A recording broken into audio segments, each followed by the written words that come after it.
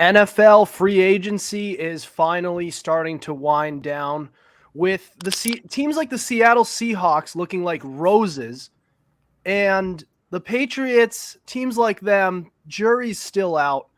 This is the Fumblerooski podcast by Power 88 and Secret Weapon Consulting. I'm Adam Wright with CJ Medeiros, and we have a great show in store for you guys tonight. So we are going to talk about the Seahawks this offseason, as well as the Patriots, and kind of figure out how they are doing as well.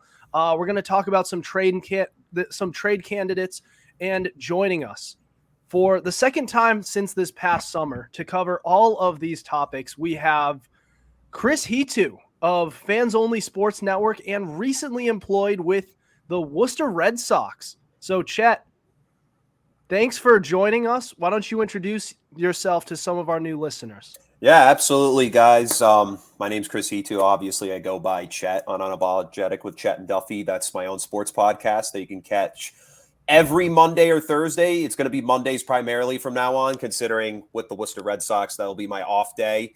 So that'll be the day where we'll collectively come together and be able to give you content. But I've done play-by-play commentary with Fans Only Sports. I do my podcast with them, occasionally write articles here and there, and just trying to take my leaps and bounds to, get my feet wet in the sports media industry. And doing a show just like you, Adam, and CJ do every week is definitely a big reason as to really getting your feet wet and just staying up to date with what's going on in the sports world.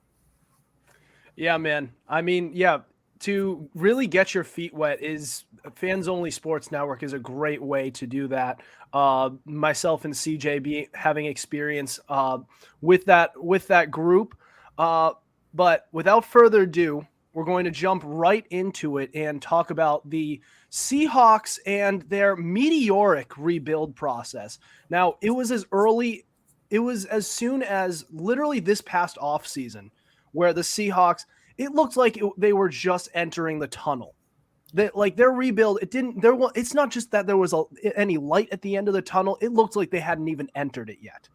And they had just traded their franchise quarterback. There were rumors swirling whether or not they would trade their star wide receiver in DK Metcalf. Their offensive line was in shambles. And they made the playoffs the very next year. And on top of that, they now have 2 first-round picks. The first round of last year's draft, they not only managed to address the left tackle position, they got the right tackle as well. Find yourself a draft where your team is able to find not only 1 but 2 tackles. It's hard to find 1 nowadays, but when you find 2 of them, and on top of that, so this news is fresh because they just brought back longtime linebacker Bobby Wagner for their team. They also this offseason, they signed safety Julian Love to add to the secondary. They really attacked the interior defensive line need by bringing in defensive tackle Jaron Reed and also bringing in defensive end Draymond Jones. They brought in linebacker Devin Bush, center Evan Brown for the interior of that offensive line, which was low-key a weakness on that team. So all good things here. And like I said, still 2 first-round picks. So they have number 6 and number 20. So top 20 picks here. Guys, I mean, we have been praising on this show this Seahawks team for the past few months, but I mean, it's getting to a point where these 2 first-round picks are just added on bonuses, which says a lot.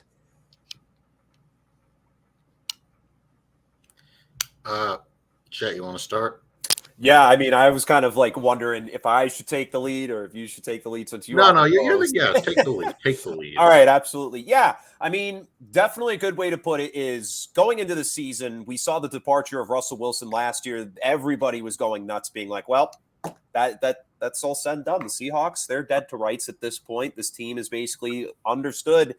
We have to rebuild. We have to reorganize. After a very devastating year before with Russell Wilson at the helm, it was time to move on and really figure things out. But Lord and behold, Geno Smith steps up out of nowhere when they traded for Drew Lock in that trade with the Denver Broncos. and he has himself a career year.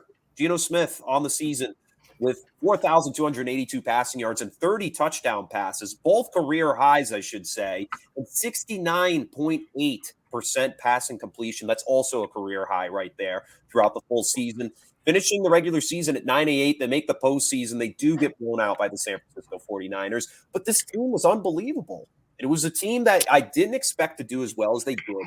The additions they made in the offseason, addressing the offensive line and even the defensive line and even the linebacking core. And very interesting to go ahead and get your veteran back, Bobby Wagner, after he decided to jump ship and go to LA and decided, hey, well, this place is actually not as good as I thought it would. So at the end of the day, it comes down to coaching and great front office work. And I really have to hand it to Pete Carroll that he took what he had and really put it into something just far beyond our expectation. And then not only that, the Denver Broncos had such a poor season that you get the 6th overall pick in the draft. You couldn't ask for anything better. We were looking at it literally mid-season and being like, holy crap, the Seahawks have prime real estate for a top 10 draft pick. And then you still have 20th overall pick. That's not bad. You can still get some decent talent. You can get 2 great players out of this year's draft. You have some good, solid additions. You did dish out some big money for a few guys. But at the end of the day, the Seahawks are in a position to not really even just contend. I mean, they've got a good position to contend once again in the NFC this year. Yeah. And I also, I messed it up. It's not pick number 6. They have pick 5. Which is better. Even better. Yeah, even better. I messed that up for some reason. We've been talking about the Lions all week, and I mixed those two up because the Lions Seahawks 5 and 6. But you hit the nail right on the head with Geno Smith and Pete Carroll, because you trade away your franchise quarterback for the past decade, and your backup had the exact same kind of year that Russell Wilson has been having year in, year out. 32 touchdowns to 9 interceptions. That's just mind-blowing. 4,000 yards. Like, how do you do that? A career backup. A guy who was starting games for the New York Jets the last time he was even seeing a football field. I mean, that stuff is just incredible. And to the front office, I mean, yeah, you're absolutely right. It does come down to the front office and how they were and coaching and how professional a young and up and coming franchise like this Seahawks team has. Yeah. So thing is, when you look at the Seahawks roster, I like what I see because you got not just Geno Smith, who just broke out. You have the second-year man, Kenneth Walker. You've got a great receiver duo with Metcalf and Lockett.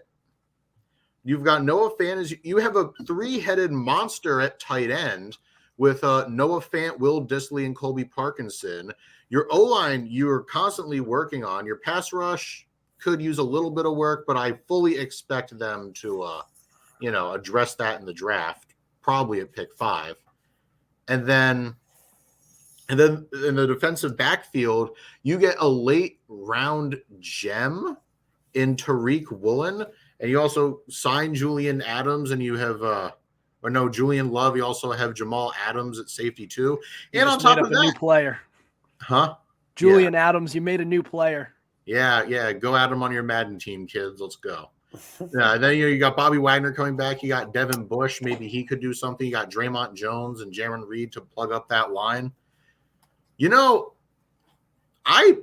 you take all that into consideration, then you look at the rest of their division. The Rams basically sold their soul for one ring, and now the Bills come due. They're falling apart. The Cardinals have a guy that takes probably playing Madden football more seriously than he does actual football. And then there's the Niners, whose QB situation is totally up in the air as Brock Purdy. Doesn't he need like Tommy John or something? Or does he have like a UCL tear? Yeah. He's this close to needing it, yeah. Yeah. And Trey Lance, won't lie, was never a fan. Didn't like what I saw from him. So if you're Seattle, you have to jump on this, especially in a very, very weak NFC. Mm-hmm. Whereas, like, you have some up-and-coming teams like the Lions and, Philly's good, but they got gutted in free agency. So So yeah, if you're Seattle, the time is now, because you got to remember, Geno Smith, you did give him an extension, but he's on the wrong side of 30. But in this day and age, that really doesn't matter for quarterbacks. Yeah, I agree with everything that was just said there, because, I mean, like you said, CJ, that was a great point about the West, because the Seahawks, they probably look like they're the ones who are going to make it out of this fire that's really going on, this fallout. The Rams are talking about shopping Matt Stafford, who they traded for 2 years ago to win that ring, as you said. They sold their souls for it. We saw it last year. The whole team collapsed. Some could argue, sure, there was an injury bug, I guess. But at the end of the day, Jalen Ramsey's weren't doing good before now. it. Yeah. And then Jalen Ramsey, gone. Kyler Murray, I don't even know what's going on in Arizona. Cliff Kingsbury flew off to, what was it, Thailand? And now he's gone. He's gone from North America. And he's not even accepting coaching offers. Feels like at this point, nobody wants to coach the Arizona Cardinals. And then for the Niners. The Niners, that was the team I absolutely loved last year. That if the Patriots weren't going to be in the postseason, the Niners were my team that I wanted to see go. I love the Niners defense. I love what they have offensively, going out and getting Christian McCaffrey to add to George Kittle and Deebo Samuel. Give me that. That's all day. But it comes down to the most important position of all in an offense, the quarterback. And that was just a spinning plate scenario. Trey Lance gets hurt in the beginning of the year when he was the team starter. They bring in Jimmy G. He plays pretty solid, but then poof, same thing happens to him. He gets hurt too. Then it's down to the third man, Brock Purdy, and he was unbelievable. Absolutely unbelievable. And people are talking like, this is the next Tom Brady.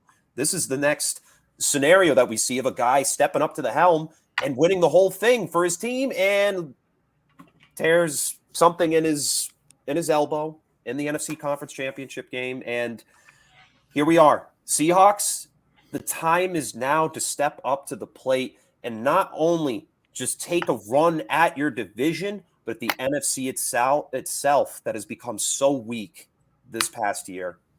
It really has. Yeah. So before we move on to our next topic, I want to just address their draft picks that they have here. So we don't even have to name players. We could just go by position of need, where they should go with these picks that they have. But you are the Seattle Seahawks. You have the numbers 5 and 20 picks, but you don't really have too many needs. So where do you go with the number 5 and 20 picks in the draft? For me, I would probably, like you said earlier, edge rush is definitely going to be something you have to address. Most NFL mock drafts right now have Tyree Wilson being drafted from Texas Tech. I feel like that would probably be a solid pick to go. He's the second best in his position in the draft. For the 20th pick, I mean, that's something that's really tough because that's where things get a little messy. It's always the mid-round picks where you never know if you're going to get the true talent out of it. But honestly, if I'm Seattle, I'm going defensively this draft. I feel like you have to address the defense more so than the offense because it's proven with the pieces they have there, it works. They've got the O-line pieces now where it seems like even if they move it around, it's still going to be rock solid for Smith, and he's a little mobile. He can do a little dancing around in the pocket. And Kenneth Walker and DK Metcalf and Tyler Lockett and all those guys can get open downfield somehow, but it's the defense. That's always been an issue for Seattle ever since Russell Wilson was there. And it's something they have to rebuild because when he started there, Russell Wilson, that was the best defense in football, you could argue, with Cam Chancellor, Earl Thomas, and Bobby Wagner to boost it. They won a ring with them. Now you got Bobby Wagner back, arguably going to be a future Hall of Famer at this point, but I think you need to add some more key pieces around him to really keep this team rock solid. So if I'm Seattle, I will probably go inside linebacker and then probably an edge rusher with my picks. Yeah, I agree. I just want to go real quick. Yeah. I think first pick you have at number 5, edge rusher. But I would also argue maybe you draft another corner. Because who do you really have opposite of Woolen? And I would expect somebody like, I forget his name, the corner from Maryland. I want to say Deontay Banks. Is that his name? I think would be there. Or maybe like Cam Smith from South Carolina. Yeah, well, if you're at number 5, you're going to get probably the best if you go corner, you're probably going to get the best corner in the draft. Oh yeah, or you could flip flop it too. Yeah, you could go Christian Gonzalez. You could go Devin Witherspoon. Mm-hmm. I mean, there's a lot of ways you could go, and honestly, none of them are the wrong ones because they just have that luxury because they have so much talent. I agree with both ideas. Definitely go for defense. The biggest need on the offense is on the interior, and you don't go interior offensive line on day one of the draft. I want to toy with the idea just for argument's sake. I want to toy with the idea of going wide receiver because I like their wide receiver core. It's good. DK Metcalf is a very good wide receiver. Tyler Lockett's a solid 2. But what if you did what the Cincinnati Bengals did a few years ago, where they didn't need anything at wide receiver, but they took it anyways, and it took them to the Super Bowl. Yeah, and I mean, Marquise Goodwin, who was their third wide receiver, did just get signed a few days ago by Cleveland, and that was kind of a key piece at times last season, except for my brother who played him in the postseason, and he got him a goose egg in the playoffs. So, I mean, other than that, Goodwin actually did have a pretty decent outing in Seattle. So, I mean, a third guy wouldn't be a problem for me, but I don't think you go first overall. I don't think so. I think you wait until later in the draft to address that depth. Yeah, so like if this theoretically happens, this would mean that Tyler Lockett is pushed to the 3, DK Metcalf is the 2, and whoever they take, that Jackson kid, I don't know how to pronounce his last name. I'm sorry. Oh, Jackson Smith and Jigba. And Jigba, yeah. You take somebody like that, and then so it would be like the Cincinnati Bengals. So T. Higgins is a real wide receiver 1. But he's the 2 on that team, and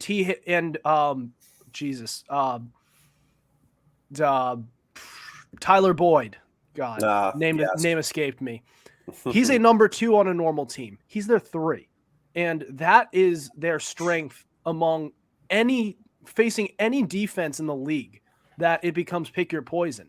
If you're the Seahawks and you do something like that, then that not only makes Geno Smith a lot better. Your offense almost becomes unstoppable.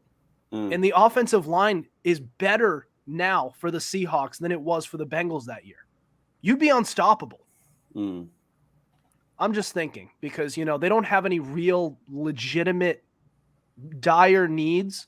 So you might as well get the big shiny object in the early in the first round, right? It's just, I mean, I see the theory. It's just for me, if I'm Seattle, I'm just not taking the chance that early. I just feel like, there's guaranteed talent already with the edge rushers in this year's draft. I think you kind of sell for that more so than you do for the wideouts. I think that's something you just have to wait on. Yeah, and that's a perfectly rational argument. I'm just kind of toying with the idea. Yeah. I'm not sure if I would even actually do that, but it's just we're all theorizing here. So if you kind of went that direction, I could see the logic if they were to do that, because I think most of the NFL world thought Cincinnati was taking Penny Sewell, and they shocked everyone and decided to go with the big shiny object in Jamar Chase, and it actually paid off for them. And well, granted, Joe Burrow's lucky he didn't get his head knocked off that season because he was still the most sacked quarterback in football. But I digress. So we're going to move on.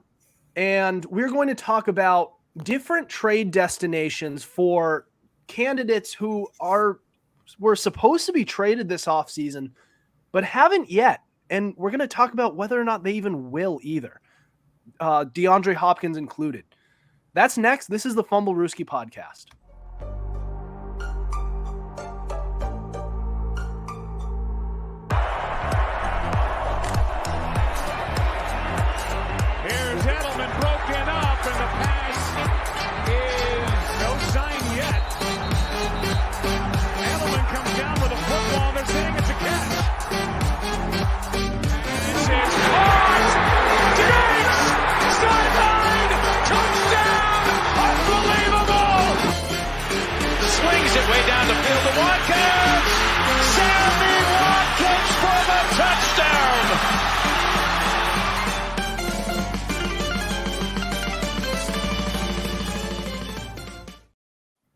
Welcome back to the Fumblerooski podcast by Power 88 Secret Weapon Consulting. Adam Wright, CJ Medeiros, special guest Chris Hetu.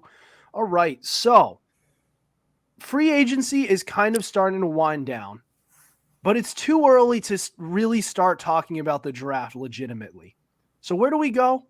We talk about some trade candidates, some guys who are supposed to be traded this offseason and most likely will, but they haven't yet. And it's likely to happen at some point in the coming days, coming weeks, maybe months. Who the hell knows? But I'm going to lead off with the most likely guy to get traded. In fact, not even likely, it's going to happen. DeAndre Hopkins. Now, we can sit here and theorize where we think they're going to go all day long, because he could go somewhere where we're not even talking about. I want to talk about the best fits for DeAndre Hopkins. I've been looking around at teams. What do you guys think? I mean, for me, I guess if you look at a prime candidate for DeAndre Hopkins, you're talking about a place where you know that he's going to thrive. And I think a system that he would definitely thrive in, and it's not the Patriots. I think it's the Baltimore Ravens. I think the Baltimore Ravens, if they can somehow figure out a way to keep Lamar Jackson under contract, that would be their bargaining chip. Of course, that comes into salary cap space and all those details. But for me, I think that would be a great fit for him, because you're talking about a quarterback who is established and somebody that this team needs. So, and you look at the receiving core, and I've said it a million times on my show, Rashad Bateman and Devin Duvernay are not going to win you rings. I'm sorry. They are just not true number one guys. And sure, we haven't seen Rashad Bateman truly play in his prime because he's been injured basically more than I can remember. And Mark Andrews is the only guy that Lamar Jackson can check down to, and he's been injured the last 2 seasons. So for me, I think Baltimore would be a prime destination to see him land. The question is if they'll follow through. Yeah, I agree. And let me tell you something. You may know our other co-host, Justin Tucker, is not here tonight. But let me tell you, you've probably made a friend right now by saying DeAndre Hopkins should go to Baltimore. Now, I believe it. Now, for me, I have a thought, and it's also not the Patriots. Oh, boy. Wow, Adam, really? Chet, I forgive you. Adam, not so much. Let's hear it. Sorry. So, what about the New York Giants? Mm-hmm. Now consider they have Darius Slayton back. You got Saquon Barkley on the tag, and on top of that, you got Daniel Jones on a long-term deal, which I view as a gross overpay, but that's neither here nor there. And how would you help your middling quarterback with a really good head coach? You get him a true wide receiver one, and DeAndre Hopkins probably is going to cost you a first-round pick, so there is no reason that the Giants shouldn't be blowing up the phone of the Arizona Cardinals, because Daniel Jones is starting to come into his own. I mean, I think he's got a ways to go, but DeAndre Hopkins would help, because right now his number one option is Darius Slayton, and that inspires very little confidence. And also, you got to make sure that you don't run Saquon Barkley into the ground like you have in years past. Mm-hmm. So I truly believe that Hopkins on the Giants should be like a slam dunk for them. Yeah, that would definitely be one of those places where it just makes sense, because they've been so, even at their best, they've just been so one-dimensional with that run game.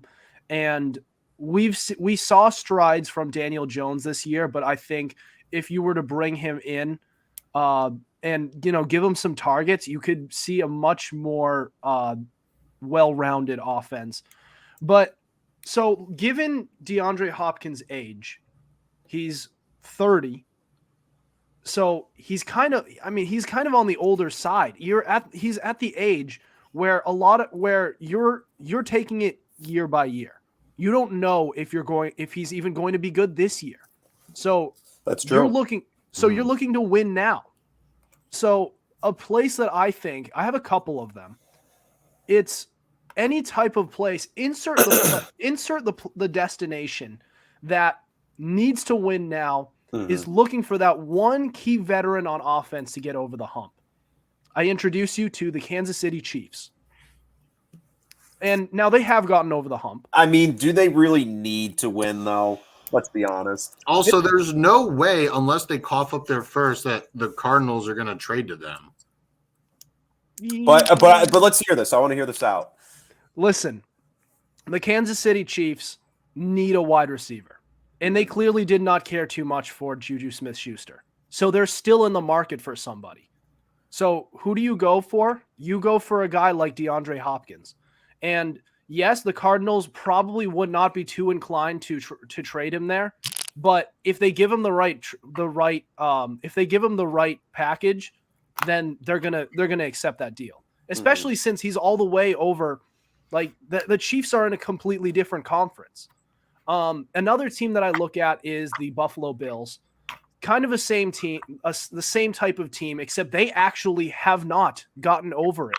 They are still in football purgatory, if you will, where they're contending, but they are still trying to get past the Kansas City Chiefs, their little brother. They're trying to get past them. They need that extra little piece that will get them there. And I think a wide receiving core of Stephon Diggs, DeAndre Hopkins, and Gabriel Davis will help them do that. And by the way, they got rid of McKenzie. Isaiah McKenzie. Jesus, I butchered that bad. They got rid of Isaiah McKenzie. So you have three guys right there. You have Dawson Knox as your tight end. That's a wide receiver core that is really going to help them. And I think any team, Baltimore Ravens is another one. Any team that needs to win now, that could use his help now. The Patriots cannot use his help now because they're not winning a Super Bowl in the next 1 to 2 years. I think it's kind of the same way with the Giants. I don't see them winning a Super Bowl in the next 2 years. He'll make them better like next year. Yeah. But they still have some improvements to make. That defense isn't great. That offensive line still needs work. It's just not – the Giants and Patriots aren't there yet. But the Chiefs and Bills, Ravens, they are. And they actually need DeAndre Hopkins. So that is my argument. Yeah, I think the team that could definitely afford to do it more so right now, I mean, the Chiefs could theoretically, because technically based on the information that I've been keeping up with, they could make it work with the cap space despite the large amount of money that Mahomes' contract takes up in their cap room already.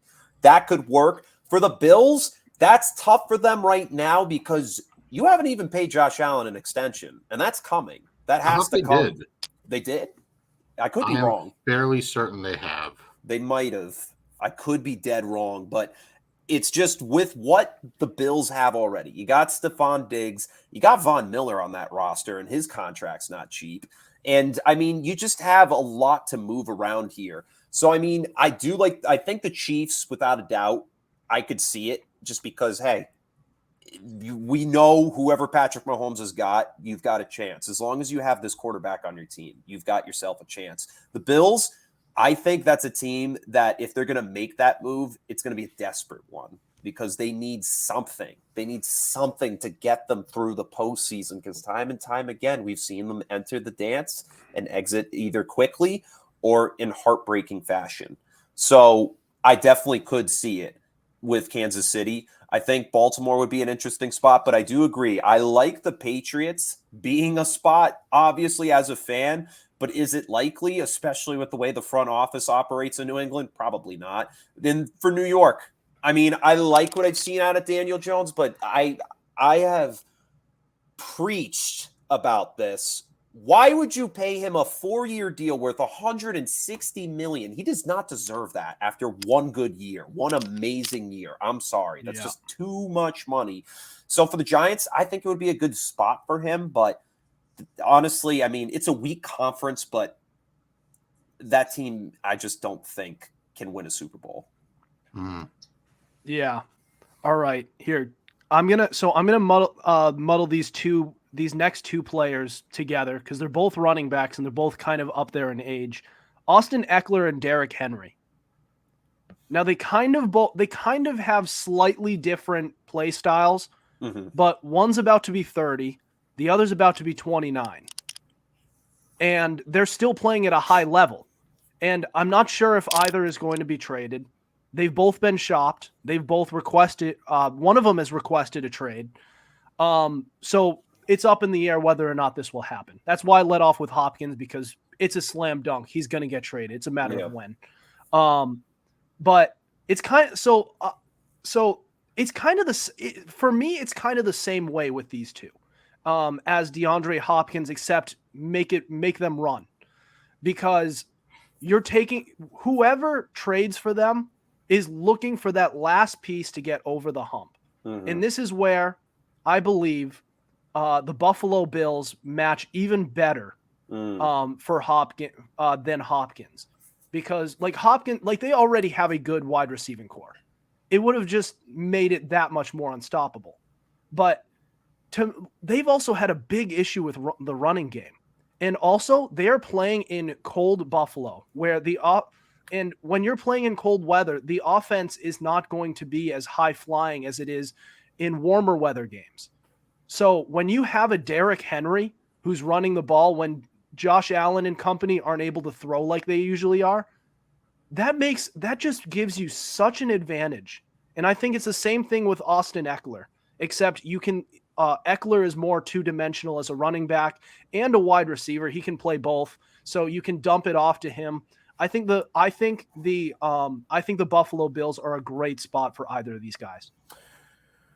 Yeah, I do like that. But for me, I think the team that I could see both of these guys potentially going to, and the team that has the most to give up for either one of these guys, is the Chicago Bears.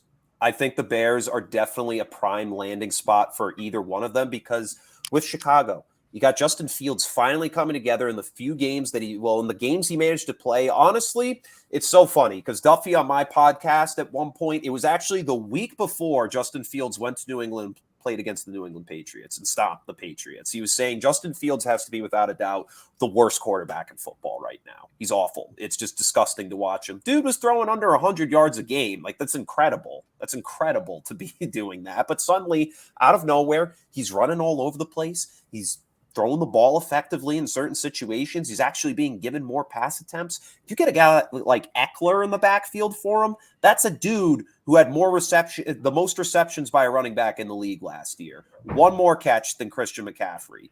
That's a great piece to have right there. And then even Derrick Henry coming to the team, a nice ground and pound style run that's going back to the days. Well, not even just that. With Ekeler, you got the second coming of Matt Forte potentially in that regard. But for Derrick Henry, that's a nice ground and pound, effective run game that you know what you're getting out of him. And he can even catch the ball and make things work. But for the Bears, I think it would be huge for them, especially after losing David Montgomery to the Detroit Lions.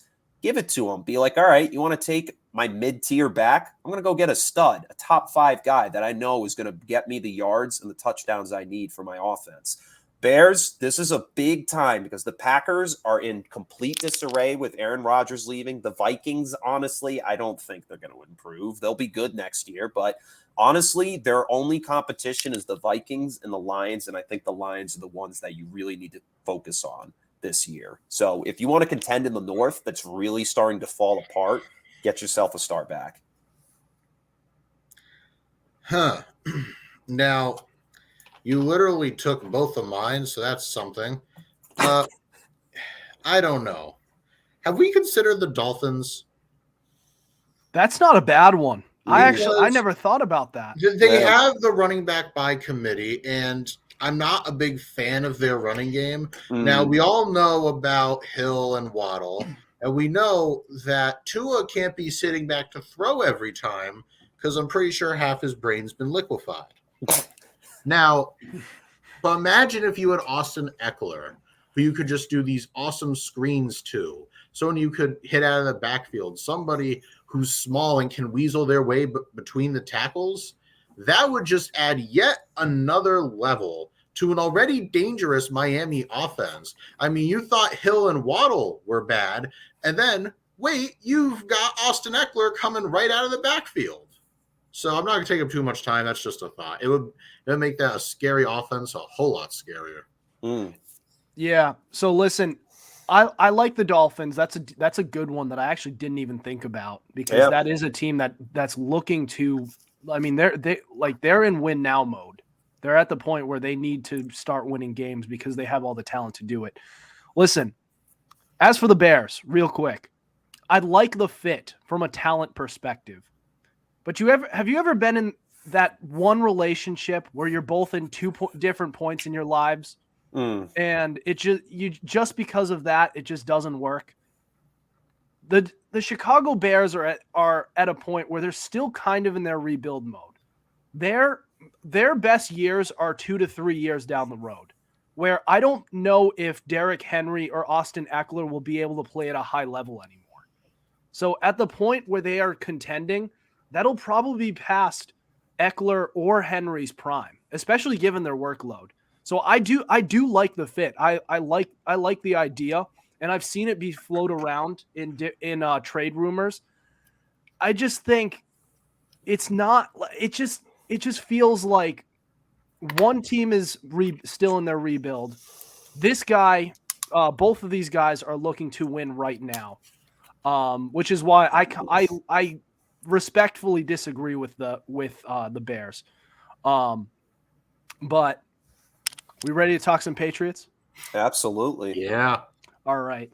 So we were going to go Judy and Sutton, but Sean Payton today came out and literally said we're not trading those two, as if it made any sense in the first place. Yeah. You talk about a team that's looking to win now.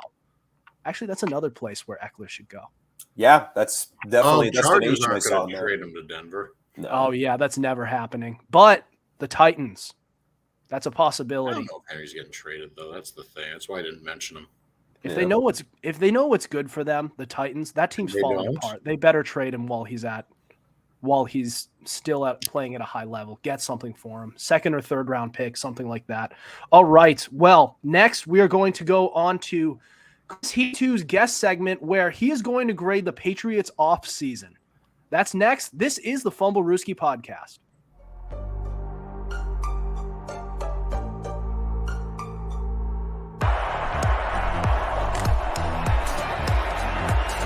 Here's Edelman broken up, and the pass is no sign yet. Edelman comes down with a football. They're saying it's a catch. This is caught. Diggs! Sideline! Touchdown! Unbelievable! Swings it way down the field to Watkins. Sammy Watkins for the touchdown.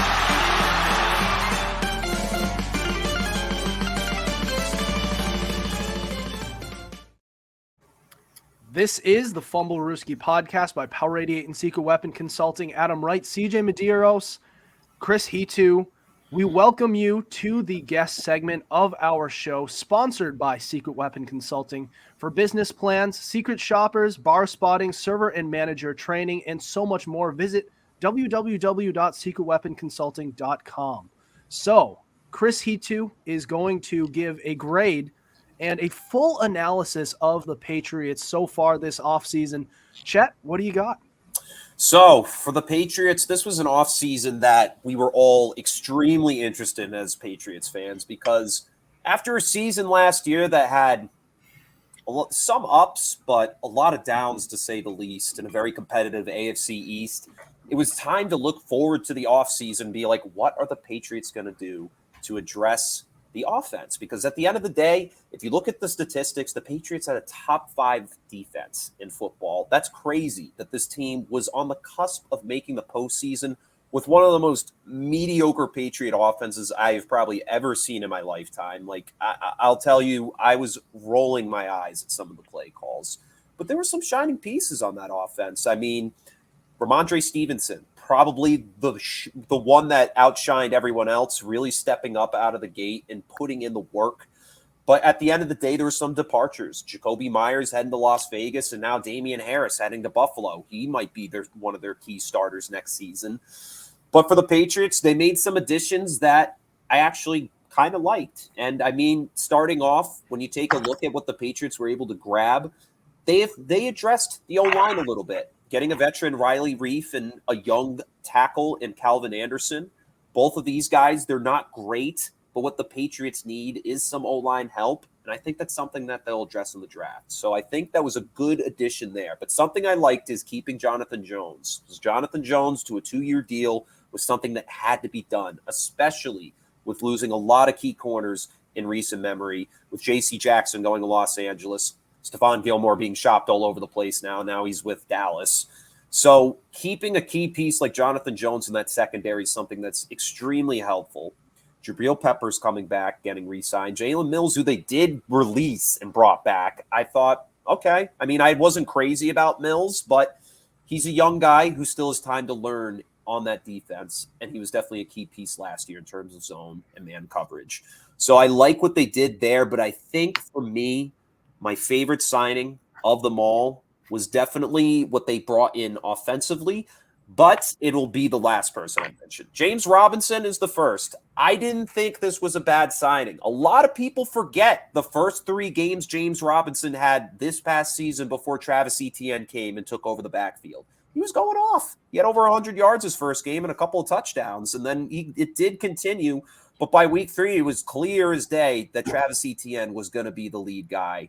And then they sent him to the Jets. There was a game last year, I remember, I had him starting in my fantasy lineup, and they gave him a healthy scratch. He was inactive for the game. And I was like, are you kidding me? Like, this is James Robinson we're talking about. This was a guy that, when he was a rookie, was going off.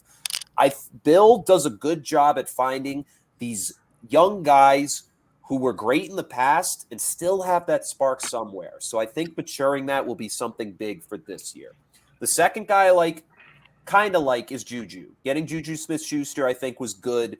Sure, you let go of Jacoby Myers, and some may argue that he was better, but Juju Smith-Schuster has a resume. He nearly had 1,000 yards last year. Sure, it was under Patrick Mahomes, but he's got some talent that he can provide. He's a guy that Mac Jones really needs downfield. But my favorite signing of them all, without a doubt, this is an A+ in my opinion, is getting Mike Gesicki. I think Mike Gesicki really, really just boosts what we've seen from a Bill Belichick offense, which is a 2 tight end set. From the days of Aaron Hernandez and Rob Gronkowski, we brought in Hunter Henry and Jonnu Smith. And Jonnu Smith, it's just like, why did we give him that contract at the end of the day, looking back on it? But at the end of the day, we did ship him off to Atlanta for a 7th-round pick. Like, okay, I guess we got something back and got rid of his ludicrous contract. But for me, Mike Gesicki has a proven track record that not only can he be a red zone threat, I feel like Hunter Henry is really going to take on that role. He's a vertical threat. This is a guy who can run like a wide receiver at the tight end position. In Miami, he's the reason why we lost some of those key games to the Dolphins. And at the end of the day, I would give the Patriots overall for an offseason grade as a solid B. I think a B is a solid grade for this team. I think they did some good. There are some things where you kind of scratch in your head. That's why I mentioned the O-lineman first, because they're decent guys. But Riley Reeves in the other side of 30 years old. Calvin Anderson coming from Denver didn't start a lot last year, but he does have some promise being at 26 years old. He can provide some depth at least, or maybe even start a game or two. But at the end of the day, I think the Patriots addressed some of the needs very proficiently. That defense will still be intact, probably be top 10 next year. The offense still has some work to do, but I like what they addressed here. That's why I give them a solid B. I don't mind that. Yeah. Yeah, I definitely think so. What I would say is they definitely still need more help at tackle. Mm-hmm. I have dug into Riley Reef in recent weeks. But they'll definitely, I like him as a depth piece. That's the nice way to put it. Yeah. If he is their starting right tackle this season, then I don't know if they will have the best offensive line. But that's a good point. But if they were to draft a guy at 14 and he start, and if there's a player who gets hurt during the season, Reef steps in, then I like that. I like it. I just think they need some more help at offensive line. Mm-hmm. Also, wide receiver, I like Juju Smith-Schuster. I've always praised Devontae Parker. I think he's a very underrated wide receiver. I like Kendrick Bourne. He was in a defensive coordinator's doghouse this season. Ain't that the Oh, God, did that. piss me off beyond belief. But we know what that guy is capable of. So the problem is they're all wide receiver 2s. Mm-hmm. I think they need a 1. Yeah. And at that point, I think that's pretty good. So they still have a couple of needs.